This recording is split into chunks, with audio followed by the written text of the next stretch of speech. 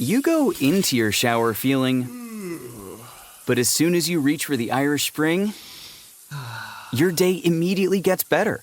That crisp, fresh, unmistakable Irish Spring scent zings your brain and awakens your senses. So when you finally emerge from the shower, 37 minutes later, because you pay the water bill so you can stay in there as long as you want, you're ready to take on the day and smell great doing it. Irish Spring Body Wash and Bar Soap. Fresh, green, Irish. Shop now at Walmart. From the Delta Sky Club Welcome back, Miss Klein. to the Jet Bridge, Delta Airlines relies on 5G solutions from T-Mobile for Business to power operations and serve customers faster. Together, we're putting 5G into the hands of ground staff so they can better assist on-the-go travelers with real-time information throughout the airport. This is elevating customer experience. This is Delta Airlines with T-Mobile for Business. Take your business further at T-Mobile.com/now. It's time to get inside the Giants Huddle. Let's go, let's go, let's go. On Giants.com. I like it, I like it. And the Giants mobile app. Boom, give me some juice. Part of the Giants Podcast Network. Let's roll. Welcome to another edition of the Giants Huddle Podcast, brought to you by Citizens, the official bank of the Giants. It's another Baldy's Breakdown edition of the Giants Huddle Podcast, and that means we're joined by Brian Baldinger. You can find him, of course, on Twitter and on NFL Network, breaking down everything National Football League. Baldy, what's going on, man? Good to talk to you again.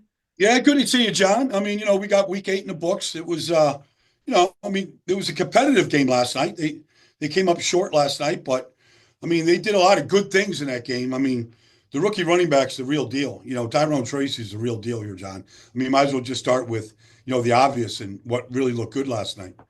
Yeah, so why don't we start there? The Steelers head into this game, Baldy, as maybe a top 3 rush defense in the league, doubt. depending on what metric you want to look at. Yeah. And I want to give the interior offensive line credit, too. I thought they create a lot of space and they move guys off the ball, something they couldn't do the last 2 weeks against Philly and Cincinnati. And then Tyrone Tracy took advantage of the room that he had. He did. He had, the Steelers going into the game, they were giving up 3.6 yards a carry. Like you said. And, Tyrone leaves the game averaging 7.3. The biggest run they had given up all year was 21 yards. He had 2 of them over 21 yards.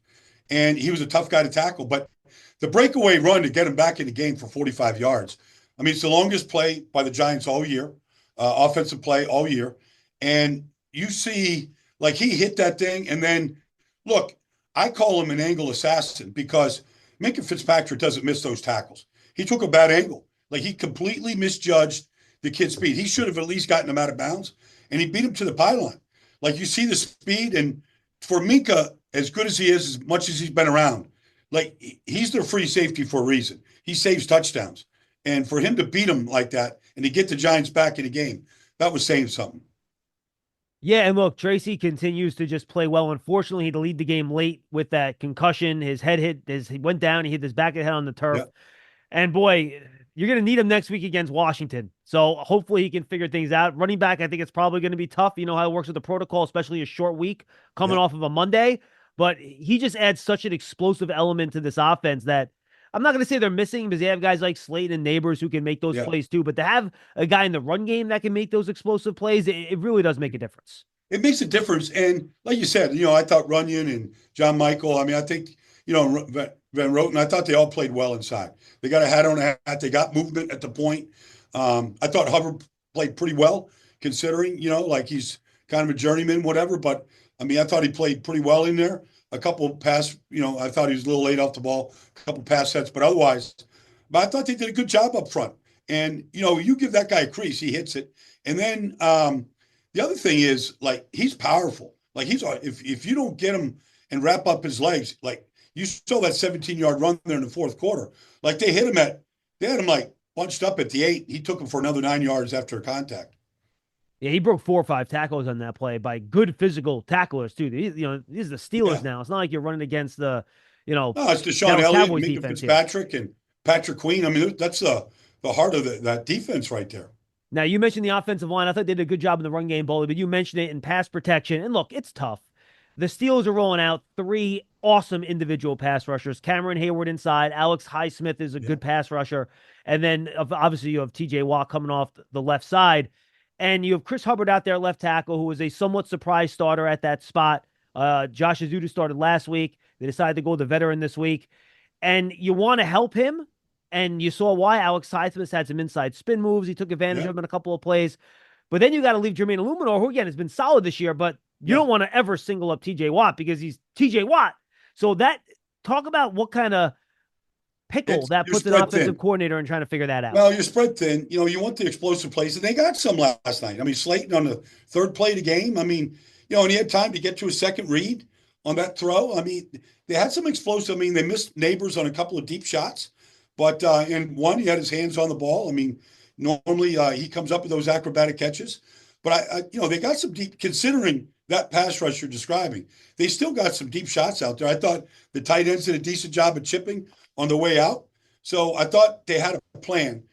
Look, I've seen teams do a great job on TJ Watt for 58 out of 60 plays. And the 2 plays, he can ruin you. And that's what he did last night. He had 2 plays where he kind of really ruined their chances. At the end of the game right there, you got a chance to go tie it up. And, he's gifted like that. I mean, he lives for those moments. And, there's only a couple guys in this league that can really take a game over. And he has that ability. Strahan did that for a long time. And they had guys, the Giants didn't know how to do it. LT knew how to do it. But only a couple guys in this league understand the gravity of the game, the situation of the game, and when they have to be at their very best. And I thought TJ did that last night. Yeah, he's a closer. There's no question about it. The big moments, and he knows how to get after the football too. He has that OCU Manura knack for getting his hand in there and knocking the ball out. No, there's no question. I mean, I thought Daniel was holding the ball too low. To be honest with you, a little too casual, knowing that TJ is there somewhere, and so like a little bit on the quarterback. But I mean, he did it twice against the Raiders down the goal line and just knocked the ball out. Whether he's punching it out or tapping it with his hands, he's got long arms. He can really dip underneath people. He showed me his pass rush moves one day, and I was like, "Good Lord, if you're the tackle, you got your hands full." And here's, Baldy, what I think is so frustrating about this game. After 2 consecutive weeks with the Giants, in one game, their longest play was 15 yards. In their other game, their longest play was 14 yards. Yep. They had 5 plays in this game of 25 yards or more. Yep. And when you have 5 plays of 25 yards or more and 3 plays of 35 yards or more, you got to score more than just those 2 touchdowns. You have the 1 touchdown. I'm sorry. You have to. 4 field goals and 1 touchdown when you have 4 plays of 35, 3 plays of 35 or more yards. You can't have that. Well, I mean, look, they run a great play for Manhurts. He scores a touchdown, gets called back. I mean, it's just it's careless. It's just careless on Malik's part. He's got to be set, and he's a little cavalier coming in motion, and he's not set. And sometimes you get away with that. Sometimes you don't. They got called for a couple times last night, and it's just a detail. And I'm sure, Brian is all over that, but that's a great play, it was great play action. Nobody expects Manhurts to get that ball. He beats the safety to the pylon. It's a touchdown. They take the lead right there. It gets called back. And so, you end up settling for a field goal. They move the ball and you got those chunk plays, but then, you had, delay of game, 2 delay of game penalties. Like, I don't know why the plays, either it's not getting out or it's taking so much time, but those plays, they kill you when you're trying to finish drives. They had 2 delay of games. They had 2 illegal shifts. They had another illegal man downfield, something that they've had way too many of this year, Baldy. They had, let's see, what else do you have? You had 2 holding penalties. You had 3. You had 2 on the right, 2 on one on the left guard. So, those things back you up. Just procedural stuff. And constantly they put themselves into these, they were 2nd and 6. They have a 2-yard run. It would have been 3rd and 4. They get called for an illegal shift. Then they get called, I believe, for a false start on the next play. Then you're in 2nd and 16 and TJ Watt gets a sack. Yeah, no crap. You're in 2nd and 16. That's what's going to happen. And that's what those little mistakes and those little breaches of focus that you're talking about can have big consequences. Well, you think about, the explosive plays you talk about. One, they had a great 2-minute drill going. 2-minute drill going at the end of the first half. Yeah. They're in a scoring position. And then those penalties showed up and, they end up getting, taken out of field goal range. They could have been at least in field goal range there, John, where you go in maybe up 12-9 at half. Same thing happens at the start of the 3rd quarter. They get a good drive going and they go backwards. And so, yes, they needed more touchdowns last night in that game. That's why they went for it on 4th and 2 early in the game. They called a good play for Malik Neighbors. They executed it perfectly. they got that done. But you have to kind of take those chances. Especially, look, I mean, I understand some of the flinching on the line. The terrible towels are waving. You're in that Acrisure Stadium. It's a crazy atmosphere. I can understand some of that. But the illegal procedure penalties, not getting lined up correctly, those things have nothing to do with the atmosphere. Yeah, and they also had an illegal formation penalty that got declined on a third down too. When you have, and look, some of these penalties were by older players, and those obviously you can't have. But they have a lot of young players that are playing for the Giants, right? I think weighted by snap, they have the youngest team in the league this year in terms of guys that are playing a lot of snaps. Yeah. When you mentioned the neighbor's illegal shift, he didn't get his feet in on that one play down the sideline. He had the drop on the slant. He had the drop over the top on the sideline. Yep. You have Deonte Banks, who we know has had lapses over the past couple of weeks. He ends up getting benched the final 2 quarters of this game. How do you address that, Baldy, with younger guys that maybe don't quite get it yet? How in the NFL you have to be locked in at every single moment. Otherwise, it can cost your team wins and losses. Well, unfortunately, like if you look at the defensive back room, I mean, you got Drew Phillips, you got Ty Nubin. Like you don't have a lot of veterans there to kind of to show Deonte the way, And for Malik, it's still, I mean, although Darius Slayton has been there, he's the best player on offense, and so, those kind of things, like you can address them all week, but you got it's just the details, and you got to hammer home. Start with Brian, but then to the position coaches and the coordinators, you got to hammer home how important the details are. I mean, if you look at the play of, we'll get to it, I'm sure, but if you look at the meteoric rise of Dexter Lawrence over the last 2 years, like he was a guy that was not an every down player to start his career, probably was out of shape at times, and now he's chasing Russell Wilson to the sideline. It's the most important thing in the world. He's playing with max effort. He doesn't want to come off the field. Like he's making these unbelievable plays. It's really up to the leadership of the team to bring these young guys, because they need them, and they can win some of these close games. But it's up to the coaches can preach it. The leadership has to kind of show how to get it done. And, Bobby and Dexter and, some of these guys have been around. It would help if they kind of took some of that challenge and helped those guys out. Yeah, and Dexter and Brian Burns were very vocal about that after the game. Remember, Dexter had Lennon Williams next to him for the early part of his career, and he learned a ton from Leo. Final question on the offense, and, you kind of mentioned this off the top, Baldy. The Giants had the second most yards that any team has had against the Steelers this year. Only the Cowboys had more a few weeks ago on that Sunday night game. They moved the ball. Daniel Jones played pretty well for the first 3.5 quarters until those 2 big mistakes at the end of the game. Were there a couple plays you'd like to have back, like that little cover 2 hole shot to the left of Slayton? Sure, I thought there was a roll to the right where he could have hit Slayton deep and he didn't see him. Sure, every quarterback's won a couple plays back. But the Giants moved the ball up and down the field. On the road again. I know. Which is where they seem to do bizarre. it. It's just, it's very frustrating that even when this team does so many things right offensively, they do enough things wrong where they can't even get more than 20 points. I don't even have a question. I just wanted to say it. Yeah, no. There's no, but they said it on the broadcast last night. Maybe if Daniel could play on the road in Seattle, some tough places, Pittsburgh, he looks way more comfortable. He looks more sure of himself. He sets his feet for the most part. He made a number of good deep throws last night. Something that was missing completely, the last 2 weeks. So there is something there. And I don't know, I don't want to be a pop psychologist, but there's something there on the road where he locks in a lot better than he does at home. You're ready for a change. Payday comes early with Citizens, so go to that retreat. New you moves to the country. Now you're raising goats and launching a lifestyle brand. Are you ready for all that life brings? The best part of football season? Checking out the post-game stats. Which wideouts scored more than 2 touchdowns? Which QBs threw for less than 350 yards? Think you can pick who will do what before kickoff? Then play Pick 6 from DraftKings, an official daily fantasy partner of the NFL. Download the DraftKings Pick 6 app, select between 2 and 6 players, and choose if they'll have more or less of a stat. It's that simple. And for all first-time Pick 6 players, check this out. New customers play $5 on your first pick set, get $50 in Pick 6 credits.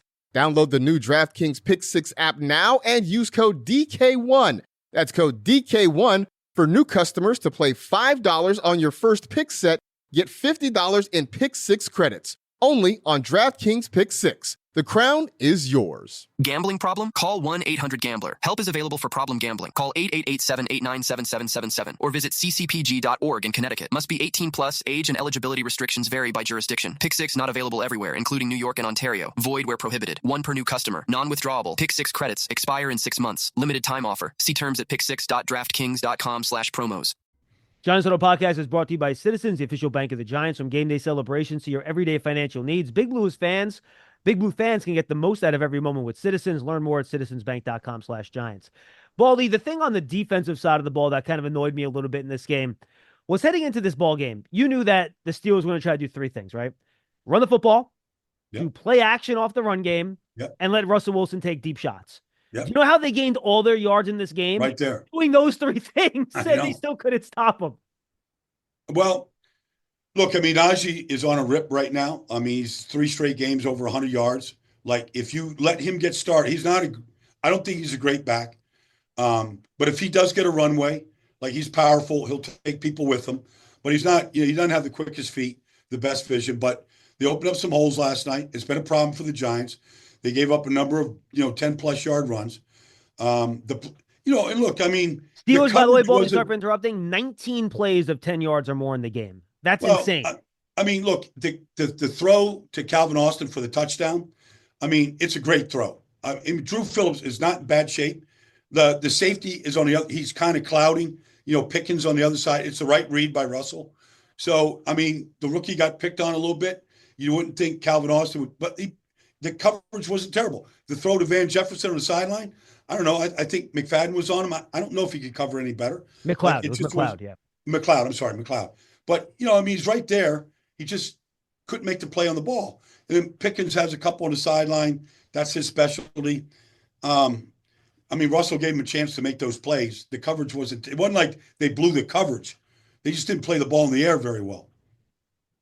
Yeah, and I thought the rush defense got better in the second half, Baldy, but in the first half, a couple of those drives by the Steelers, I mean, just on that first drive alone, Najee Harris for 10 yards, Najee Harris for 10 yards, Jalen Warren for 17 yards, Jalen Warren for 9 yards, Najee Harris for 7 yards, Najee Harris for 26 yards, just chunk runs after chunk runs. And I almost thought it was odd where the defensive line wasn't so much building a wall like you're supposed to. They were almost trying to jump out of their gaps to find places to penetrate. And they left some really big spaces, especially on the outside, where I thought sometimes the edge players got way too far inside and allowed room for them to get off tackle for some big runs. They got movement up front. I mean, look, that's a rookie 4th-round pick or 6th-round pick at right guard. That's basically a rookie at center. They should have been better against Ryan McCullum and Mason McCormick. I mean, Sam Howell is a very good player, but they're not. It's not. Broderick Jones has had his issues at right tackle. They've been trying to replace the left tackle now for 3 years. They just can't keep anybody healthy enough to do it. It's, and to see the movement that they got, honestly, at the point of attack, even Big Dexter in there was getting moved. And I don't know, it wasn't great gap defense there. That defeats every run, or penetration defeats it. And they didn't get enough of that against those guys. No, I'm with you. And that has been an issue the last couple of weeks. Now against Philly last week, now against the Steelers this week. And look, for a Steeler team that has struggled moving the ball, Baldy, they had over 400 yards of offense in this game. Russell Wilson, I thought, again, and I got to tip my cap to him. Russell Wilson's looked really good the last couple of weeks. But I was disappointed with how much they allowed them to get behind them. I know you mentioned the coverage wasn't that bad, but I think you have to try to make Russell Wilson navigate the middle of the field a little bit and not let him get those perimeter throws where he's so comfortable outside the numbers. No question. And so you got to get hands in his face. He's a short quarterback in the pocket. That's why he moves so much, and he likes to get out of the pocket to get better vision. But you got to even Dexter, when he was chasing him, had his hands up. I know Sean was probably talking about it all week. Get your hands up, occlude his vision as much as you can. But if you let him just take 3-step drops and air it out like that, he's very accurate still with the ball. But Dexter Lawrence was, again, pretty dominant. Azeez Ojulari had a couple of sacks. Brian Burns had a sack. His sack came because Dexter Lawrence moved the quarterback out of the pocket into him. And, again, when they give the pass rush a chance to get after a Baldy, this unit has proven to be pretty good. They still lead the league in sacks with 5 more than the second place team with 35. They get them in, third and longs, and they're getting after these guys right now. And if they can get into that situation. But, Dexter is, that's what every quarterback probably fears the most is pressure right up the middle. And on at least 3 occasions last night, he just destroyed whoever was in front of him, and he's right in the face of Russell Wilson. And, he had both hands on Russell Wilson. He got away, and Burns, he cleaned it up. That's okay. That stuff happens. He could have had his 10th sack, which is amazing, in 8 games. Like, nobody's ever done that before. Maybe Aaron Donald did that at one point in his career, but we've never seen an interior defensive lineman affect the quarterback quite like this. Chris Jones is the only other guy right now in this business that can do what Dexter is doing on a regular basis. There was the one play where he split the double team, and then he treated the running back basically like a traffic cone and just knocked him back. I mean, no one else in the league can do that. No, Jalen Warren is a great pass protector too. He's one of the best, if not the best, pass blockers in the league at running back. And honestly, Dexter just he swatted him like he was just a chicken wing and knocked him right out of the way, like he was invisible. Yeah, he's so much fun to watch. Giants Huddle Podcast brought to you by Citizens, official bank of the Giants. Citizens will donate $750 to the Giants Foundation for each scoring drive during the 2024 season. Learn more at citizensbank.com/Giants. All right, Baldy, anything else on this game before we look ahead real quick to the Commanders? Look, I mean, they've got to finish. They got to find a way to finish drives, John. They just, they had opportunities. Obviously, the one touchdown to Manhurst, but field goals. Any team that is just surrendering field goals, no matter how many chunk plays you give up, they always feel like they won. They only gave up 3, and so even when it's 9-9, like the defense feels like either way, both defenses feel like they're winning, like they're not giving up touchdowns, and so that's just that's where they're at right now, and maybe the tight end's got to get more involved, in down there closer to the goal line, but it would be good if they could just clean things up so that the big plays turn into touchdowns rather than backing themselves up when they get a chance to score. You mentioned the tight end. That was a heck of a seam throw from Jones to Johnson on that final drive to get the ball down the field. Theo really nice showed catch. He showed great athletic ability. I mean, that was that throw to Theo. That's a shot not every quarterback wants to make, but they didn't have a choice at that point for him to come up with that ball. Maybe that's kind of an eye opener. Like, this guy should be used more than what they're using right now. And you said finish drives, and I'll just throw out finish games, Baldy. Look, this is like the bizarre version of the 2022 team where they're in all these close games and they figured out a way to win all the close games. This year, they've had opportunities at the end of the Commanders game, end of the Dallas game, end of the Bengals game. Now the end of this game, where if you make a couple plays here or there, the result could be different. And they just have not been able to make the big play in the big spot, whether it's offensively or defensively at the end of these 4 close games that they've lost. Cincinnati has got 10 points on the board deep into the 4th quarter. They need one play to win the game. And last week, Philadelphia made those plays against Cincinnati. They won. The Giants could have made one of those plays. The defense, all they did was give up that Burrow run. That was it. Otherwise, they kept everything in check, and they needed one play to win that game, and they couldn't make it. You love turf. You're good at it. So you start a turf biz. Business grows, your savings grow. Become the most celebrated name in turf. Are you ready for all that life brings? From the Delta Sky Club Welcome back, Miss Klein. to the Jet Bridge, Delta Airlines relies on 5G solutions from T-Mobile for Business to power operations and serve customers faster. Together, we're putting 5G into the hands of ground staff so they can better assist on-the-go travelers with real-time information throughout the airport. This is elevating customer experience. This is Delta Airlines with T-Mobile for Business. Take your business further at T-Mobile.com/now. No question. All right, the Commanders coming up this Sunday. They have a miraculous win, against the who they play last week? Bears. Thank you. Last week, Caleb Williams versus Jaden Daniels, obviously. We know about the Tyreek Stevenson thing, which I still cannot believe what I saw when I watched that video. But this feels like one of those years where everything's going right for the Commanders, which hasn't happened much for the Commanders over the past couple of decades. But boy, Jaden Daniels is playing well. He's running it well. He actually slid a little bit last week with that rib injury. Good for him, trying to protect himself. And I got to be honest with you. I did not love the hire of Cliff Kingsbury. I thought he struggled a little bit at the end of his head coaching tenure in Arizona.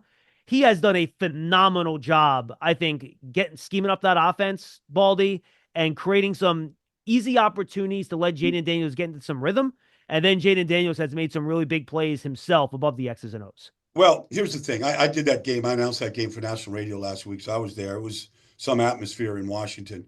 I hadn't seen it like that in a long time, John. But, the hidden thing about Cliff, and I've known him for a long, long time. When he was at Texas Tech, I did a lot of his games. Like, he wants to spread you out. You can talk about air raid offense and all. That's just words. They want to spread you out to run it, and they run it a lot of different ways. They use 3 back. They actually use all 4 backs. They're going to use Hector. They're going to use Brian Robinson. He's their power back. He's what we saw last night. He's their Najee Harris. He's very powerful. And then you got to count for, this McNichols and then Jaden himself. And the thing about Jaden is he's much more sudden than what Russell is. Like, his fast twitch, I talked to him before the game. There's not a lot there. He's got a very thin frame, but he is very fast twitch. And he's very accurate with the ball. And he knows where to go with it. He threw a deep ball to Terry McLaurin last week for 61 yards. You can't throw it any better. Chicago played great red zone defense to keep him in the game. They did need the Hail Mary to win it. But I would say you have got to make their secondary pay, John. The pass rush is okay. It's not great. They blitz their linebackers a lot. So Bobby Wagner and Frank Louvu, they blitz them a lot to get pressure. But you got to make their secondary man up, because I think that's still the weakness of this whole team. And so I think offensively they're very talented in the way that they move the ball, the way that they don't beat themselves. The quarterback has 2 interceptions all year.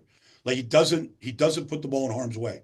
And he extends drives with his runs on especially third downs. He knows where the sticks are. But I would say you've got to offensively, you've got to make Benjamin St. Juste and some of these corners and safeties, you got to make them play the ball, because I have questions about the back end of their defense. Yeah, and I think, and this will be my last one for you, Baldy, I think you got to try to force them into playing some man-to-man. And, Dan Quinn played a ton of man in cover 3 in Dallas. That's what he did. And to his credit, I think he's leaned into a lot more cover 2 here in Washington to try to take pressure off of those corners. But when you do get those guys in one-on-ones, you got to make those big plays and make them pay. You got to hit like Slayton. You got to make Malik, get over the top on these guys. They gave up 9 touchdown passes the first 3 weeks of the season. And it was a real issue. Giants obviously hit, theirs against them. And then they've really calmed down. They've been playing with the lead. They've been blitzing a lot more. And it looks like they've only given up 5 touchdown passes the last 5 games. But you look at them early on this year, I think there's still the same guys playing on the back end of this defense. Absolutely. Baldy, always good to talk to you, my friend. It's been a couple of weeks. Hopefully we'll talk again soon. I hope so. Thanks, Sean. That's the Baldy Breakdown edition of the Giants Huddle podcast, brought to you by Citizens, the official bank of the Giants. We'll see you next time, everybody. Whether you're ordering wings for the game, whipping up a 7-layer dip, or ordering pizza, there's something about football that makes you want to eat. And this football season, Uber Eats has the best deals on game day food, no matter what you're craving. From 2-for-1 pizza to buy one, get one wings. Uber Eats will be dropping new deals each week all season long. Uber Eats, the official on-demand delivery partner of the NFL. Order now for game day. Terms and conditions apply. See app for details. You go into your shower feeling, but as soon as you reach for the Irish Spring, your day immediately gets better. That crisp, fresh, unmistakable Irish Spring scent zings your brain and awakens your senses. So when you finally emerge from the shower, 37 minutes later, because you pay the water bill so you can stay in there as long as you want, you're ready to take on the day and smell great doing it. Irish Spring Body Wash and Bar Soap. Fresh, green, Irish. Shop now at Walmart.